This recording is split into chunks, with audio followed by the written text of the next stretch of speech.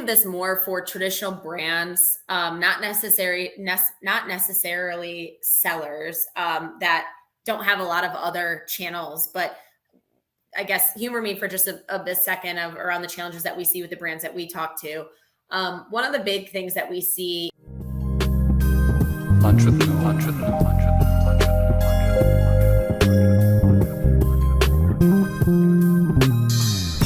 Hey everyone, it's Norm Farrar, aka the Beard Guy here, and welcome to another Lunch with Norm, the e-commerce and Amazon FBA podcast. Today we're going to be discussing Omni Channel digital marketing, the synergies between marketplace and DTC. Excuse me for a second, sorry, frog in my throat. What are the potential barriers that companies face? How do they measure the success of omnichannel? And what are some small steps brand can take to make huge difference? So welcome to another Lunch with Norm, the e-commerce and Amazon FBA podcast. All right, like I mentioned, we're going to be discussing the omnichannel digital marketing and the synergies between marketplace and DTC. Our guest is Chief Growth Officer at Blue Wheel. She's an accomplished professional. You know what? It would really help if I could talk today. I've been doing too many recordings these last couple of days and I'm just done. My mouth is done. I just can't get the words out of my mouth. But don't worry, we'll get through this. She's an accomplished professional with extensive experience in sales, marketing, and business development. With a deep passion for assisting consumer staple brands, she excels in developing strategic plans for optimal e-commerce growth. Today, we're going to welcome first-time guests, and hopefully she doesn't mind all these bloopers already. We were just having a laugh about that beforehand, but Nicole Reich. Okay, before we get to that, let's get to a sponsor. Launching products isn't like it used to be. To successfully launch your product, you need to hit that algorithm from all sides. Driving external sales, boosting social signals, and increasing product listing engagement are fundamental to success. Rebate is the first and only launch platform that delivers across this broad range. Get your product featured on Amazon.live through Rebate's influencer program.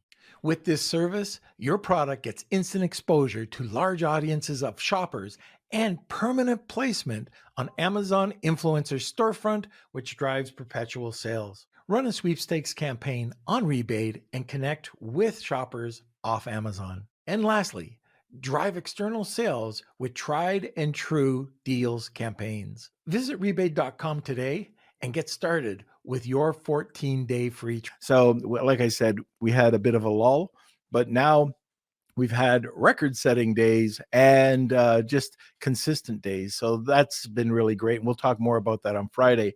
Also, I just wanted to give a quick shout out to Amanda Clark. She came on Amazon Live yesterday.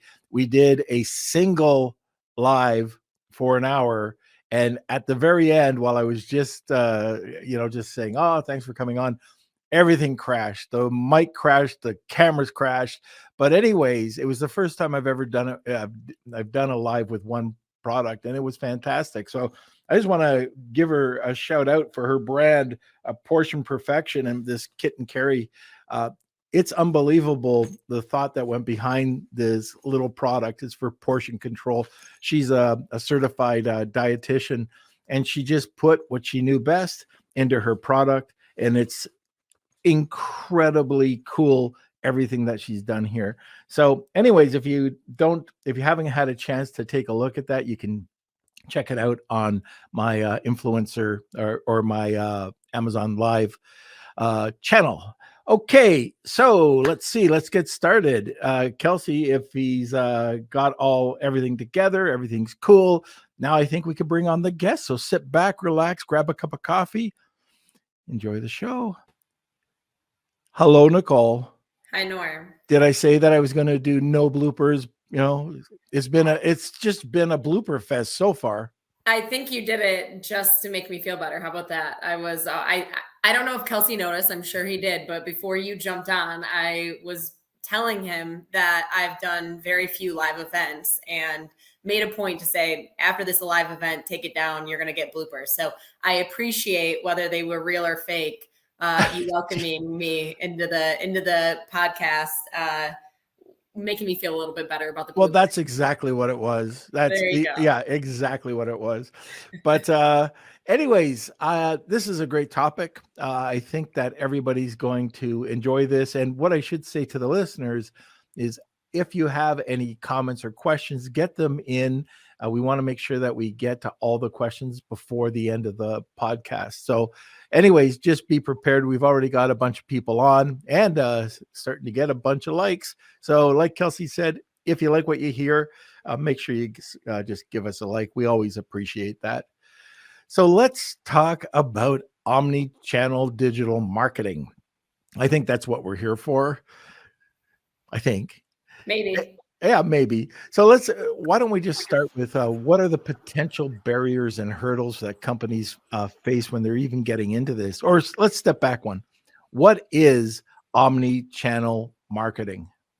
So from our perspective, when we think about omni-channel, we focus on the digital space first, right? So the way that we define it is that you have potentially a D2C, think your website, where you're selling directly to the consumer.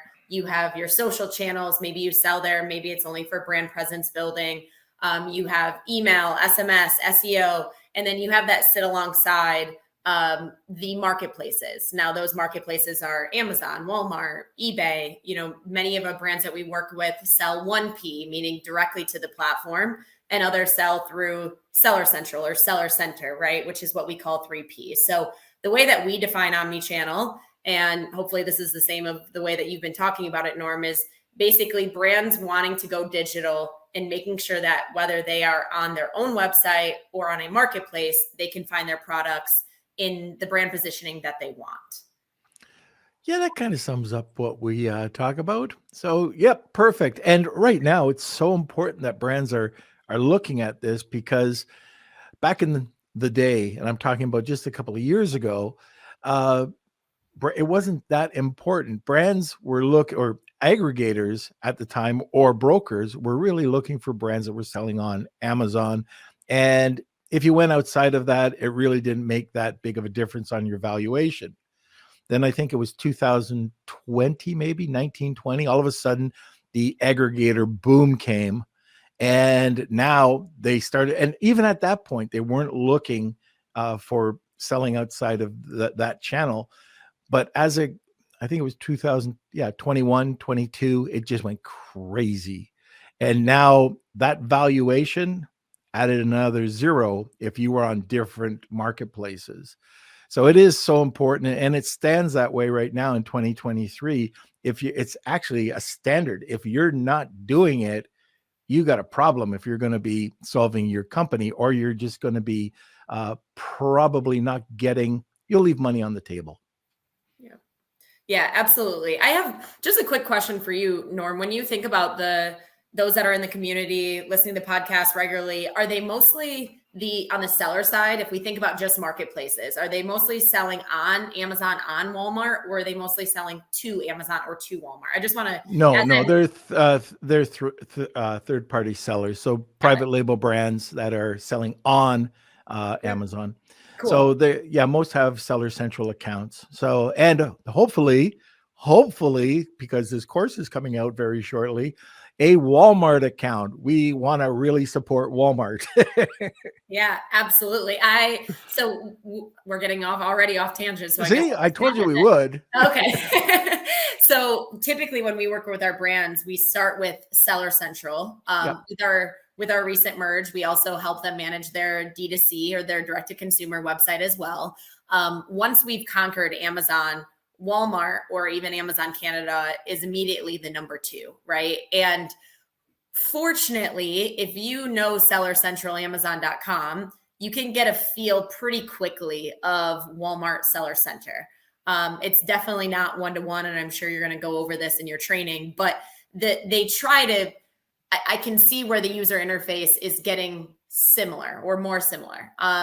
It would be very helpful as the Walmart team gets better at troubleshooting and helping sellers on the platform. For example, the brand registry equivalent updating content, using Walmart fulfillment services. All of that has, it's slowly, gradually getting better. But having the context and the foundation from Amazon is definitely helpful as you explore Walmart.com as a seller. Right. And for the most part, the people that are listening to the podcast, I think the large majority are Walmart sellers, and they're new sellers right up to expert sellers. But a lot of our listeners aren't taking advantage of going and selling them themselves, like a direct to consumer, which I think is a big mistake. It is a different mindset. You have to. There's not a captivated audience there. You have to build that audience, but at the same time, there's a lot of, I was talking yesterday about this, and there's a lot of people who do not want to go on to Amazon. They don't like Amazon, and they'll support smaller businesses or businesses that have a great brand on their own website. Yeah, absolutely. So I was positioning, I have my notes on the right of the screen. So if I'm looking over here, it's because I have notes written down. But the way that we are thinking about, if we want to focus on the D2C side a little bit, Yep. For the traditional sellers looking to go more D2C, you are absolutely correct that it takes a bit more investment. I think especially 5-10 years ago, when we think about Amazon or even Walmart, it was very transactional. Get the products live, understand what SEO needs to be, set whatever ad spend to your total forecast it's going to be, right?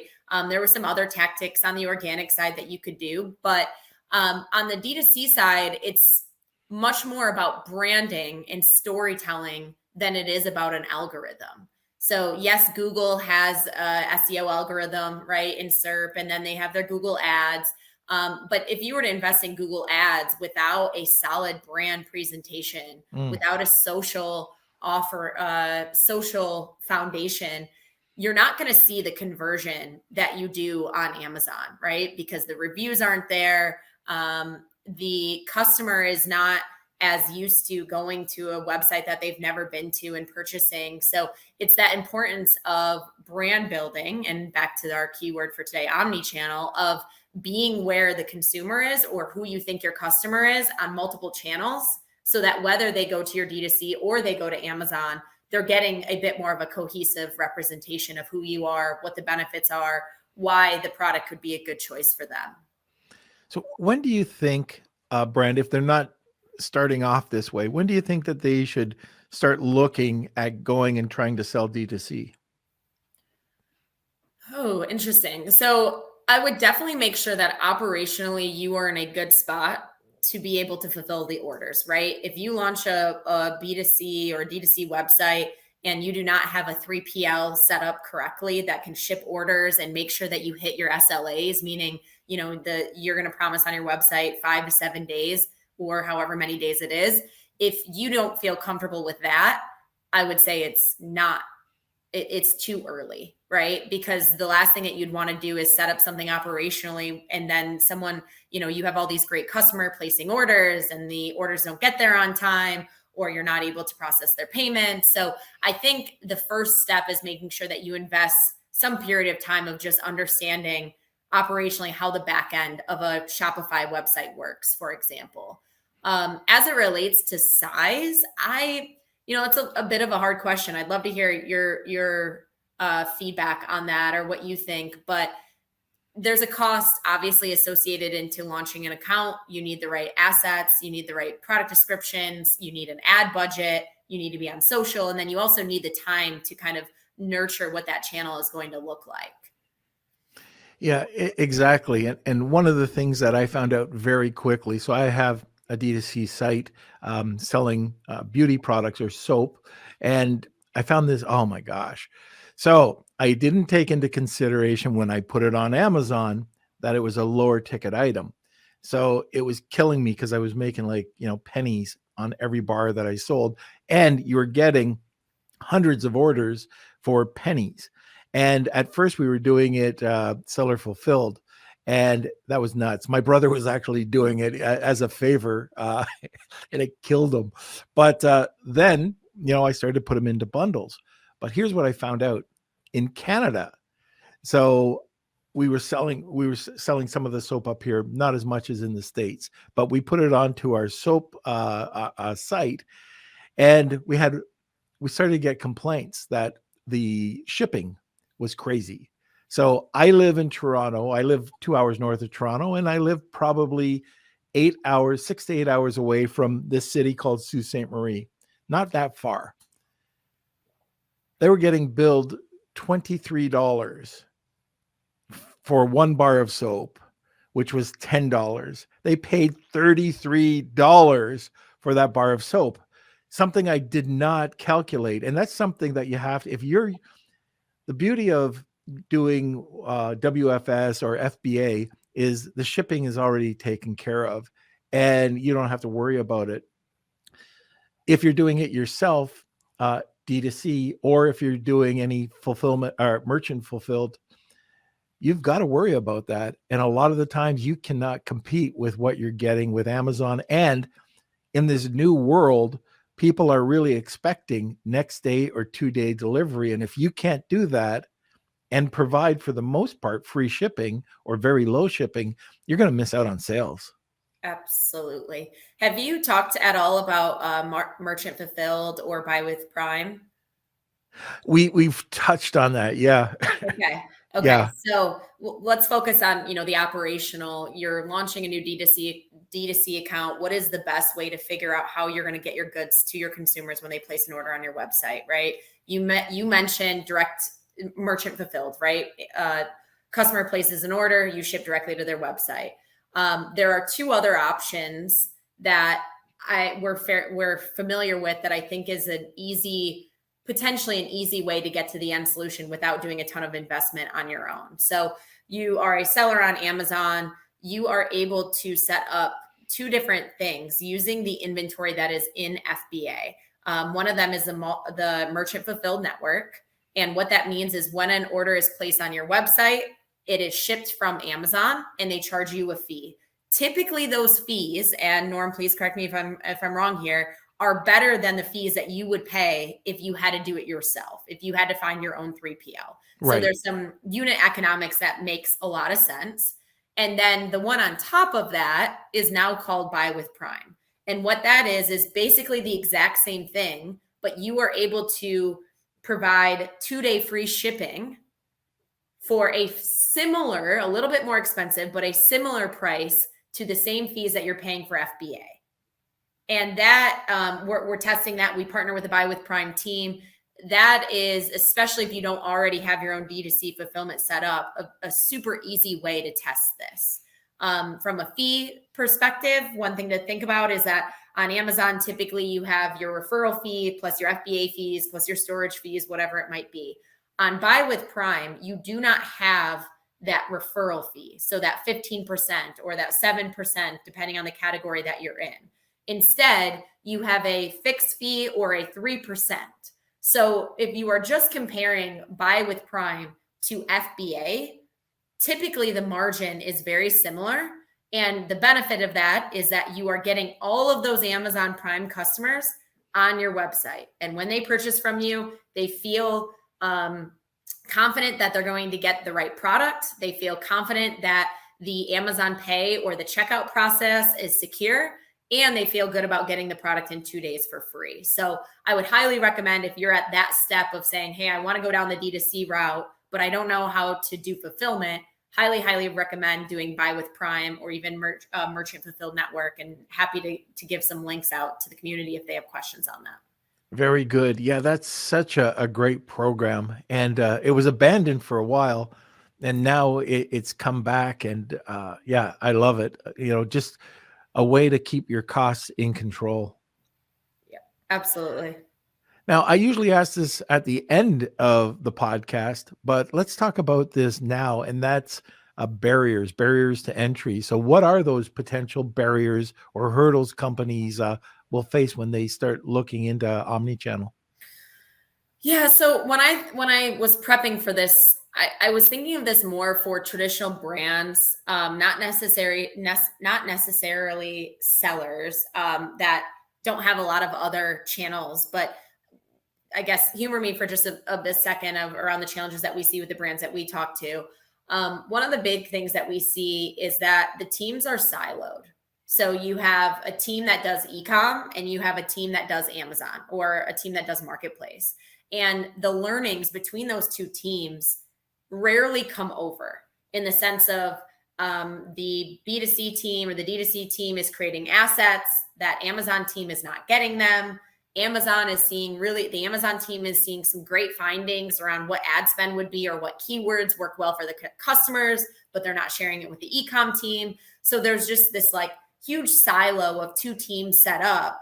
And that is one of the biggest barriers that we see of helping our brands understand when we bring these together. That's where we're getting more efficient. We're able to look at both channels or every channel that we have and say, forget where we want the customer to be. Where are they? And how do we give them the best experience? And what does it cost us? So, for example, you can spend on Google ads or you can spend on Amazon ads, right? Within platform or within SERP. How much is the cost per click and what is the ROI on those clicks, right? And if we see that, for example, a certain keyword works on Google and it doesn't work on Amazon, we want to decrease our spend on Amazon for that keyword and increase our spend on Google. I'm simplifying a bit, but those are some of the efficiencies that we want to see. And you start to get an idea of where is my customer shopping for my products, right? Where are they actually purchasing versus where are they exploring? Where are they in market, but maybe not necessarily ready to purchase?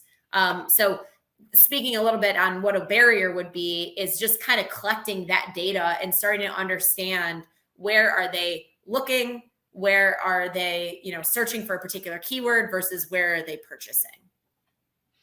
Right. And when people are getting into D2C, you touched on it with Amazon. We all know that there's a ton of different fees, and Amazon is always creeping up. Like, I don't know if you've read that Wall Street Journal article the other day about the typical payment or the percentage going over to Amazon right now is 50%, 50%. And when I started out going through FBA, we were looking at 26% at total, but slowly PPC, all these charges, oversized charges have crawled up, all these storage charges, long-term storage charges, return charges now. I mean, everything is nickel and diming, where one of the arguments I've heard in the past is that if I go D2C, I've got all these extra charges and advertising. Well, just think, if you remove that 15% referral fee, you can put that towards your marketing expenses or your advertising expenses. There's lots of different ways that you could drive interest to your listing, and it might cost you. It might be a different form of marketing, but the customers that you have are yours. You can build your email list. You can do a simple sweepstakes or something like that and get, a few thousand, 3,000-5,000 names that way that are interested in beauty, and you can start targeting. It's just being more creative. But don't think that Amazon, like that you can't get into D2C and that the barrier is cost, because that's not really the case. There's so many alternatives of how you can advertise and market your business and just get like free press, just so you can get eyes onto your product. But I think that's a major concern with a lot of people. Yeah, I think another thing, as you're looking at the kind of P&L of what your D2C would look like, one of the huge benefits that we see on D2C over Amazon is that you really can develop that long-term value of the customer. So if we think about Amazon, it's depending on the category. Let's just maybe apparel, for example. A lot of those are one-time purchases. They find you, they purchase, and they typically never come back. If they do come back, you are again paying for a potential click when it comes to Amazon advertising. On the D2C side, you really have to calculate your spend, your marketing dollars versus the long-term value of that customer, not just the one-time purchase. So you are able to get them in the door, get their customer information. And every time you have a new product, for example, you can retarget them. You can send them an email. So those limitations where we never get to know the customer for the most part, right, on Amazon do not exist on the D2C side. And that allows you to kind of create this following a bit more than what you can on Amazon. And there's definitely benefits, especially related to cost, on that side of things as well. Okay, we're approaching the bottom of the hour, and as most of you know, at the bottom of the hour, we talk about the giveaway today. So if you're not used to this, at the end of the podcast, we have something called the Wheel of Kelsey, and it is a contest where we'll give away, or it's a giveaway that will give. Let's try this again. Oh my gosh. It is a segment within the podcast where we have a giveaway. That's what I wanted to say. And so if you want to enter, it's hashtag Wheel of Kelsey, tag 2 people, and you'll get a second entry. Now, today is a great giveaway. And Nicole, why don't you tell us exactly what it is? Yes. So for qualified brands, what we are providing today is a $50 gift card. And then we are also providing what we call our PCE audit, Performance Commerce Effect Audit. And what it does is we look at your brand on your D2C side, if you have it, on your social, on whatever channel it is, on Omni Channel, plus your marketplaces, Amazon, Walmart, Amazon International, if you have them. And we give you an idea of how you're performing versus your competitors and versus our benchmark. And what that allows us to do is say, for example, your click-through rate is higher than what our benchmark is, or lower than what it is. You have some issues there. Let's dig into that, figure out where the opportunities are. For example, a different example, your conversion rate on your D2C side is way lower than what it should be. Let's dig in, give you some ideas of how you can improve conversion. And that's across any channel that you're on digitally. So we call it our PCE audit. That plus a $50 gift card. If you're interested in that, please let me know. I'd be happy to talk to you offline. That's fantastic. All right. So if you're interested in the giveaway today, hashtag Wheel of Kelsey, tag 2 people, and you'll get a second entry. Now, Kelsey, let's go over to a sponsor. Are you struggling to keep up with your Amazon business? Do you need help from a skilled, reliable virtual assistant? Well, look no further than the Virtual Assistant Academy, or VAA Philippines. Founded by successful Amazon sellers who know the challenges of hiring quality VAs, VAA specializes in locating, screening, training, and supporting high-quality VAs in the Philippines. Their VAs receive extensive Amazon training and ongoing professional development and are committed to a long-term working relationship with you. Partner with VAA and experience the peace of mind knowing that you have a dedicated Amazon-trained VA who's up to date with the latest tools and trends in the dynamic Amazon marketplace. Head over to VAAphilippines.com and let VAA match you with your ideal VA today. Okay, and just on that note, we've recently hired 2 VAs from VAA and love it because they do vet and they do everything from the interview, getting it to a short list, the vetting, and I just wanted to give a quick shout out to Glad and his team over there because we've had just great success. I've hired a ton of VAs in the past, and we're pretty much hitting 100%. They've nailed exactly what we needed the first time for both. So again, thanks to Glad over at VAA.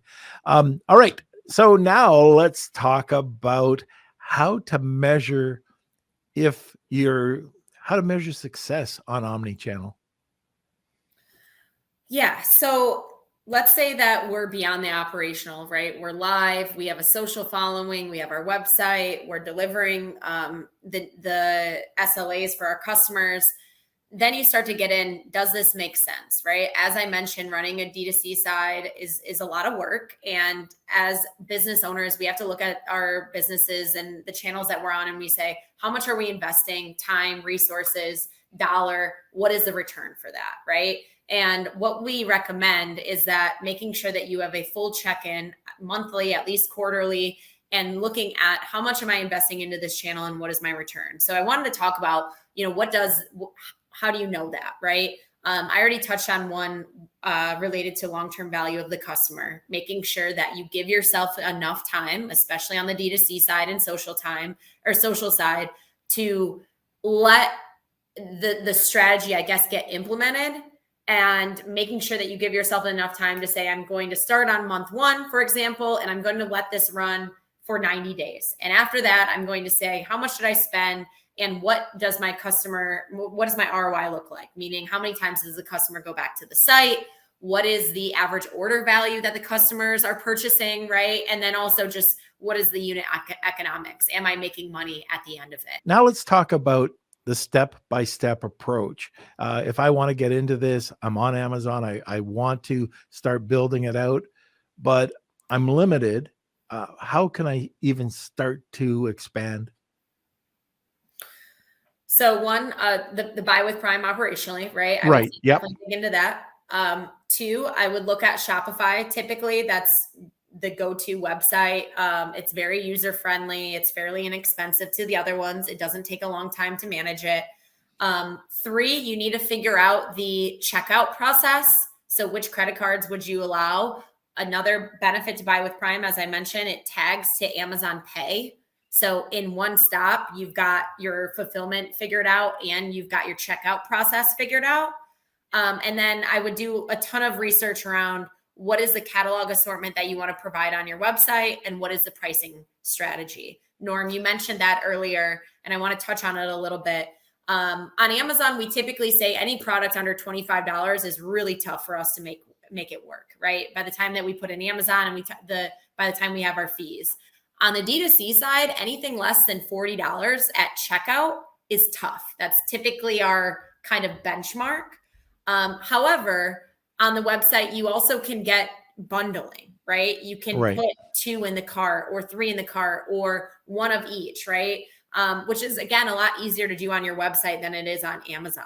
So I would really focus on how can we make the cart as drive up the price, because it's going to make every transaction more profitable. That's why when you go to websites, you see free shipping on products on purchases over $75, right? There's a certain floor that from a retail perspective or a brand perspective makes sense, and they want the customer to bundle as much as possible.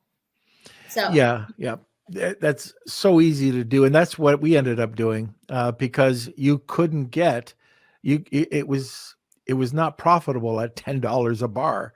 So we've made it a 3-pack or a 5-pack, and we've made the shipping where you have to hit that 5-pack really to get the free shipping. And it makes sense in the States. In Canada, we've pretty much just stopped all shipping because Canadian courier rates are just so crazy. You can't compete.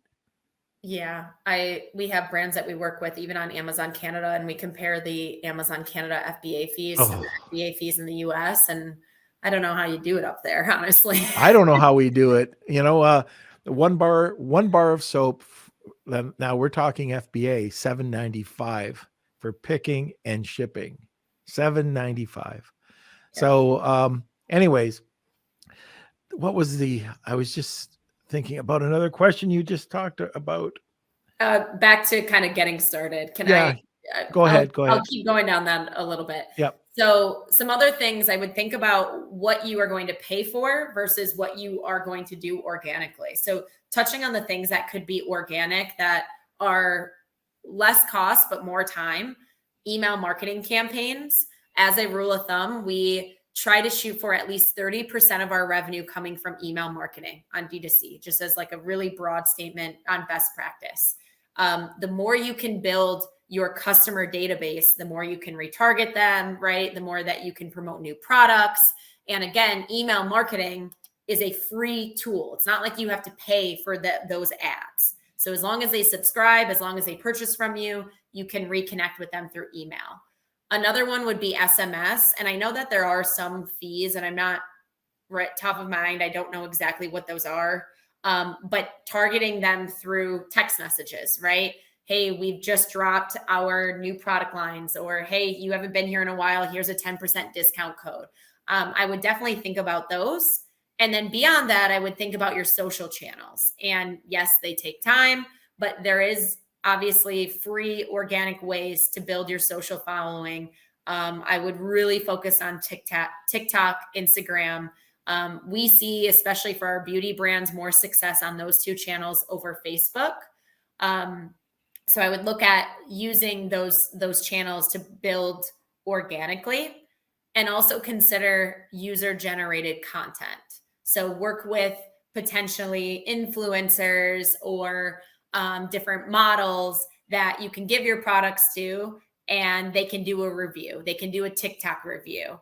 And in the caption of their video, they can drive traffic to either Amazon or to your D2C site.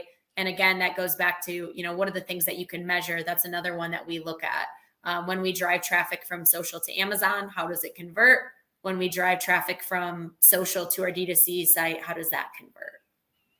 Okay, great. And I did remember what I was going to say, and that's about bundling with Buy with Prime. Are you allowed to bundle on your website and use Buy with Prime? I'm so glad that you asked that question. Not yet. It is coming. From what I've heard, it's coming in June. Oh, okay. Very good. And then going back to the Apple Pay or merchant accounts. So Apple Pay is simple, it's quick. Stripe. What, in your opinion, would be the best? Now, the easiest sometimes is the most expensive, right? Yeah, so I would not be the expert on this one, to be honest. I am familiar the most with Amazon Pay only because it's tied to Buy with Prime. Many of our brands, they let the customer choose, which I know Okay. is not from, if you're getting on the channel, not I guess sometimes the cheapest option, but the more checkout types you have, the better.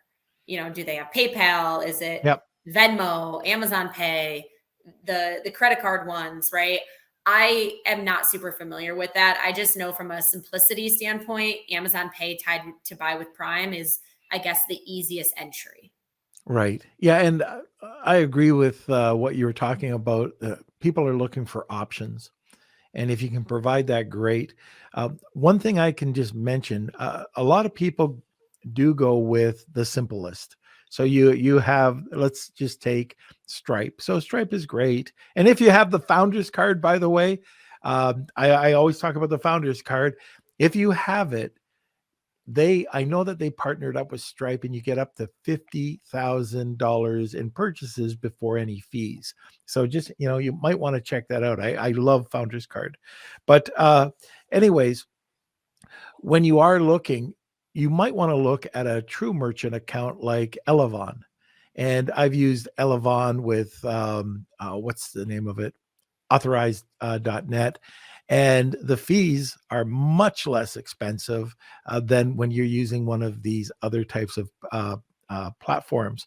So, you might end up paying 2.95 for one card, American Express 3.95, and you'll find that the overall costs are much, much less. So a lot of people don't look at that. They just look at the simplest, fastest way to integrate your account. But that's definitely something that we've used over the years, and we've saved a ton of money. So you might want to check that out. Okay, last question. Let's talk about when you break the barriers, what are the benefits? That's the big question. Yeah, so I would say a couple of different things. I'll start with the customer experience first. So just a cohesive brand presentation, right? Being able to go to social, to D2C, to Amazon, and seeing all of your products there, letting them choose where they want to purchase. That is a huge benefit. The second, understanding who your customer is. Especially again, if you are only on Amazon, you really don't know, they give you some demographics, they give you zip code sometimes, right? But you don't have their email address. You don't have their name, right? You aren't able to retarget them. So that is a huge benefit. The third thing is, I would say, kind of from an efficiency perspective, you can repurpose a lot of the creative assets on both sides, right? So you may have Amazon or imagery video for your Seller Central account. A lot of that can be tweaked and repurposed for D2C or even social. Or sometimes what we're saying is that we lead with our social assets. What are the best things that we can use for influencers, for user generated content? And that helps us then repurpose that for our website and for Amazon. So I would think of creative assets not as separate silos again, but all as one. And that goes from the video, the imagery, the copy, right? Your product bullets, your titles. I will call out that the character or the requirements on Amazon a lot of times don't work that well for your D2C copy. It just doesn't make a ton of sense. For example, those long titles that we have on Amazon for SEO aren't that meaningful for the D2C side, but you still already have those product descriptions that you can repurpose. Okay. Yep, go ahead. All right. So, Kels, how many questions do we have today? Comments, questions? All right. We had some comments about buy with Prime. So definitely some interest with that. Cool Hand is asking, does the buy with Prime go directly on my website?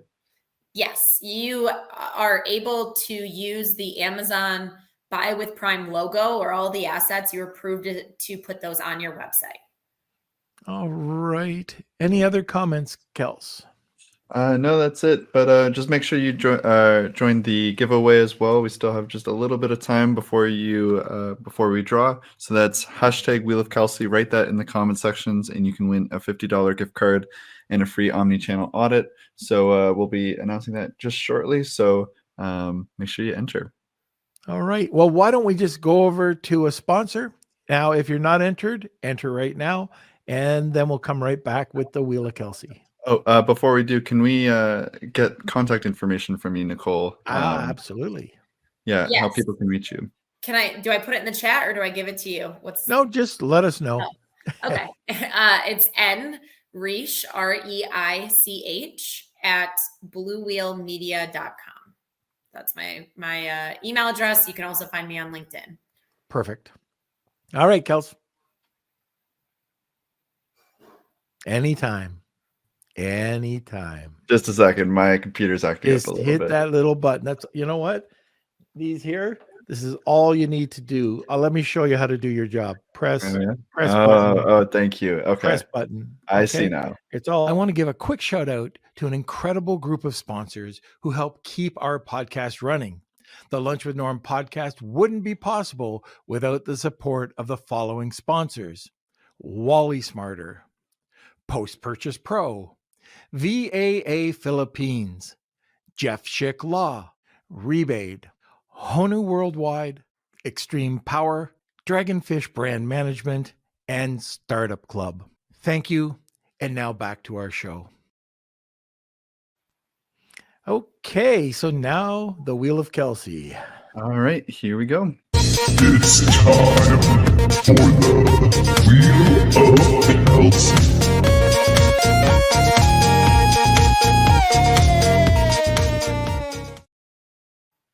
All right, thank you everyone who entered today's Wheel of Kelsey. We're going to be giving this a spin. If you are the winner, make sure you email me, kate@lunchwithnorm.com, and we do this every single giveaway or every single podcast.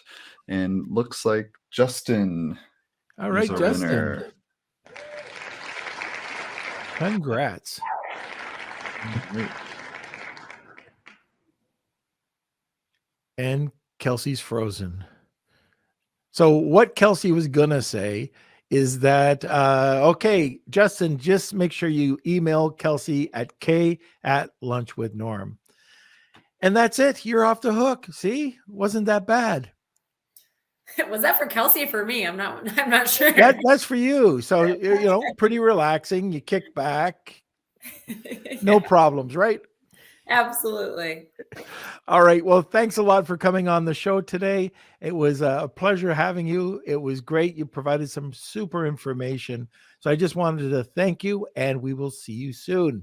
I hope. Absolutely. Thank you, Norm. It was a pleasure. Nice to meet you and Kelsey. And I will continue to tune in on the podcast after the recordings for sure. Want more great information? Don't forget to subscribe by clicking here. Also, if you want to check out our latest podcast, click over here. Lunch with Lou.